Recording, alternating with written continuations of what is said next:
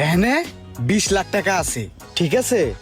তুই এটা আপাতত দে, আর আমি ব্যাংকে যাইয়া 30 লাখ পাঠাইতেছি, তুই ওরে দে, আর গরু লাগলে পরে কিনুম নে। হ ঠিক আছে ভাই, তাহলে আমি যাই দিই এই টাকা।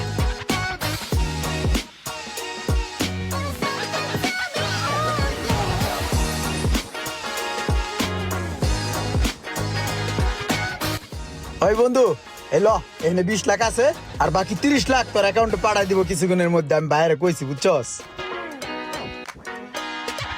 আরে বেটা তুই যা শুরু করছস, টাকা লইয়ে এলি শেষ পর্যন্ত। আর বেটা তোর একটু হেল্প করা মানে অনেক কিছু। তুই বন্ধু, একটু বিপদে পড়ছস, ভাই হেল্প করবো না কে করবো, বুঝছ নাই?